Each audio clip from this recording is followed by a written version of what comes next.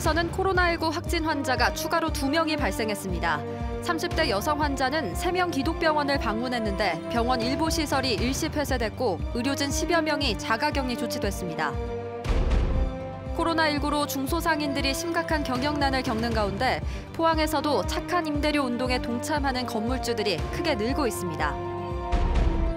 선거 연령이 만 18세로 낮아져 고등학교 3학년 학생들의 선거 참여가 가능해졌지만 교육 현장에서는 도리어 학생들의 참정권을 위축시키고 있다는 우려가 나오고 있습니다. 여러분 안녕하십니까? 포항 MBC 뉴스입니다. 포항에서는 코로나19 확진 환자가 추가로 2명이 발생해 49명으로 늘었습니다. 48번 환자인 30대 여성은 3명 기독병원을 다녀가 병원 일부가 폐쇄되고 의료진 10여 명이 자가격리 조치됐습니다. 박상환 기자가 보도합니다. 포항에서 코로나19 확진 환자 2명이 추가로 발생했습니다. 30대 여성인 48번째 확진 환자는 지난 12일 복통과 설사 증세로 의원과 약국을 찾았고 이후 3명 기독병원에서도 수액 처방을 받았는데 병원 긴급 방역과 함께 일부 시설을 임시 폐쇄했고 환자와 접촉한 의료진 10여 명을 자가 격리시켰습니다. 또 49번째 확진 환자는 북구에 사는 40대 남성으로 포항시가 동선을 파악하고 있습니다. 경북 동해안의 시군별 확진 환자 수는 포항 49명, 경주 18명, 영덕 2명입니다. 한편 확진 환자와 접촉자에 대한 정보와 이동 경로 등 동선 공개 범위가 변경됐습니다. 시점은 증상 발생 1일 전부터 격리일까지 합니다. 장소는 시간적, 공간적으로 감염을 우려할 만큼 확진자로 인한 접촉자가 발생한 장소만 하도록 했습니다. 포항시는 위축된 지역경제 활성화를 위해 오는 23일부터 노인 일자리 사업과 23개 무료 급식소를 재개하기로 했습니다. 마스크 착용과 손소독제 사용 등 특히 무료 급식소는 식사 대기 중에도 마스크 착용하고 자리 배열도 특별히 하도록 하겠습니다. 이 밖에 포항시는 지역 내 마스크 공장 설립도 적극 추진하기로 했습니다. 6개의 공장 기업이나 사회적 기업에서 저희 희망을 하고 있습니다. 그래서 저희들은 만약에 공장이 유치된다면 그 시설 자금이라든가 운영 자금을 적극적으로 지원해 나갈 방침입니다. 경주시는 약국의 공적 마스크 판매 시간을 오후 1시 이후로 통일했지만 시민 불편이 이어지자 약국별 판매 시간을 경주시 홈페이지와 페이스북 등 경주시 SNS에 공개하기로 했습니다. 또 경주시는 공무원들을 중심으로 전통시장 런치데이와 함께 코로나19 피해업소 이용하기 운동 등 위축된 지역 경제 살리기에 나섰습니다. MBC 뉴스 박상환입니다. 대구시에 이어 경상북도가 자체 재원을 통한 소상공인 지원책을 발표했습니다. 1조 원 규모의 긴급융자를 무이자의 무보증으로 공급하고 카드 수수료 지원과 지역 상품권 발행 확대도 포함됐습니다. 이번 대책에는 순수지방비만 1,000억 원이 투입됩니다. 홍석준 기자가 보도합니다. 경상북도가 내놓은 소상공인 지원책은 크게 3가지입니다. 먼저 1조 원 규모의 긴급대출이 이자도, 담보도, 보증료도 없이 지원됩니다. 3천만 원씩 받을 경우 3만 3천 명의 소상공인이 혜택을 보게 되는데 이자에 보증료까지 전액 지원되는 특례 융자는 이번이 처음입니다. 융자 혜택의 걸림돌로 지적되던 신용 기준도 대폭 완화됩니다. 신용등급 6등급에서 10등급 되는 분들은 돈을 아무리 정부에서 빌려주려고 해도 그림의 떡입니다. 이번에는 정말 그림이 떡이 아니다 하는 것을 보여주도록 노력하겠습니다. 매출액 기준 하위 6만 명의 소상공인에 대해선 카드 수수료 0.8%를 50만 원 한도에서 추가 지원합니다. 또 최대 8%인 지역 상품권 할인율을 10%로 확대하고 발행액도 5,400억 원으로 2배 가까이 늘려서 골목 상권이 버틸 시간을 벌기로 했습니다. 경상북도는 이번 대책에 1,000억 원의 자체 재원을 투입하기로 하고 세출 구조 조정을 통해 마련한 추경안을 이달 말 임시회에 제출할 계획입니다. 직접 지원에 대해서는 많은 망설임을 갖고 있는 것 같습니다. 하여튼 만약에 정부에서 안 되더라도 저들이 최대한 노력을 해보겠다는 말씀을 드립니다. 한편 경북의 코로나 신규 확진자는 17일 0시 현재 8명이 늘어 닷새 연속 한 자릿수 증가에 머물렀고 경북 전체 사망자는 푸른 요양원에서 세 번째 사망자가 나오면서 모두 24명으로 늘었습니다. MBC 뉴스 홍석준입니다. 코로나19로 직격탄을 맞은 소상인들을 위해 이른바 착한 임대료 운동이 포항에서도 확산되고 있습니다. 한때 조물주 위에 건물주라는 비아냥도 들었지만 사회적 위기 앞에서 건물주들은 달랐습니다. 김기영 기자가 취재했습니다.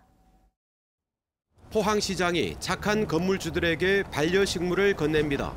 IMF 때보다 힘들다는 요즘, 임대료를 낮춰준 건물주들에게 감사의 뜻을 전하기 위해서입니다.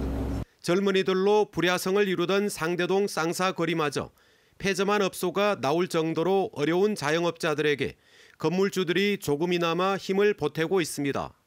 우리 200개 점포 우리 상인 여러분들 이 위기를 극복하고 우리 다 같이 다 함께 노력해서 상인들의 단결과 노력으로 유명한 큰동의 시장도 임대료를 20-30%, 많게는 100%를 2달 동안 면제해준 건물주도 있습니다.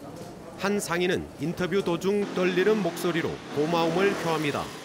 건물 주인님들 너무 감사합니다. 저희가 장사 열심히 해가지고 장사 잘 되면 임대료 원상으로 복귀해드리겠습니다. 죽도시장과 중앙상가, 연일시장, 효자시장 등 착한 임대료 운동에 동참하는 상점은 줄잡아 400여 곳. 포항시는 이들 시장에 대해 앞으로 공모사업 우선권 등 인센티브를 줄 계획입니다. 포항시도 흥해와 구룡포, 오천, 기계 등 읍면지역 7군데 공설시장에 1년치 임대료를 받지 않기로 했습니다. 영세 상인들에게 뭐라도 조금이라도 도움될 수 있도록 하는 이런 좋은 바이러스가 우리 지역사회에 광범위하게 펼쳐지고 있습니다. 남을 생각하는 이타적인 바이러스가 사회 전반에 빠르게 확산되면서 코로나19 바이러스를 극복하는 한국적인 모델을 만들어가고 있습니다. MBC 뉴스 김기영입니다.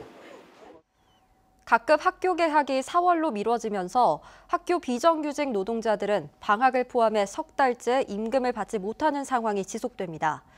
개학 연기는 법적 사용자인 교육부와 교육청의 판단인 만큼 이들은 휴업수당 지급을 포함한 생계 대책을 요구하고 있습니다. 엄지원 기자가 보도합니다.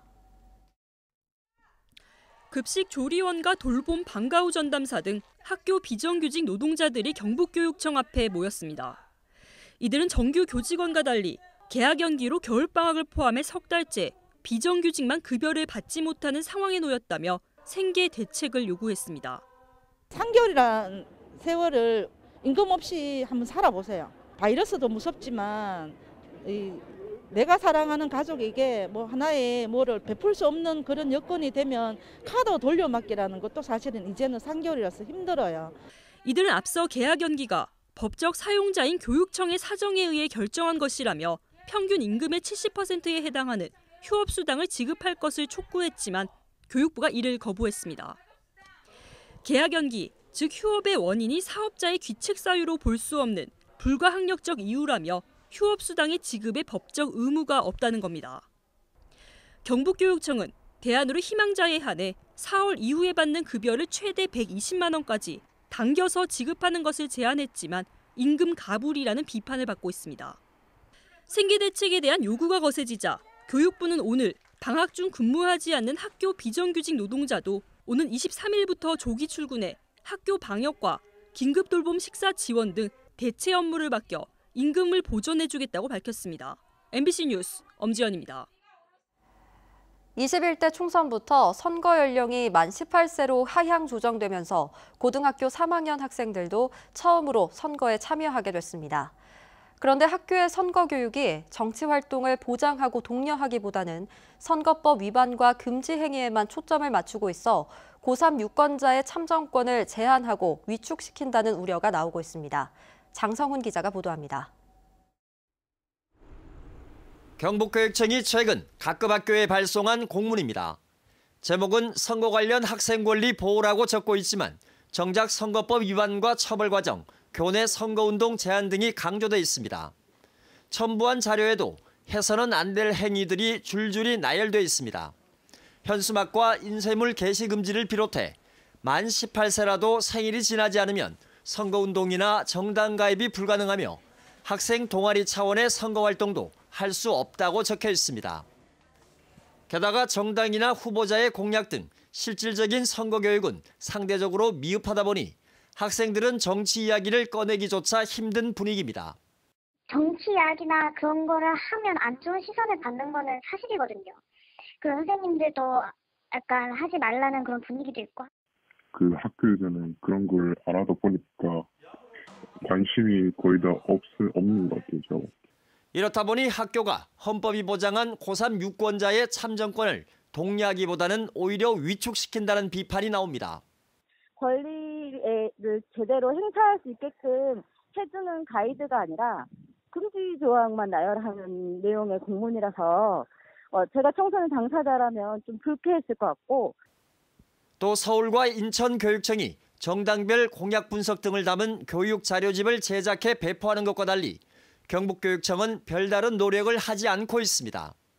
경북교육청은 논란이 된 공문은 중앙선관위가 만든 선거법 위반 사례를 각급 학교에 전달한 것이며 고3 학생을 위한 별도의 교육 프로그램을 마련하지 못했다고 해명했습니다.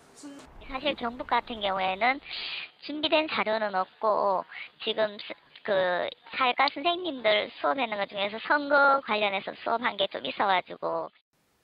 고3 학생의 참정권이 현실에서 제대로 보장되지 않는 일은 경북뿐만 아니라 전국적인 현상입니다.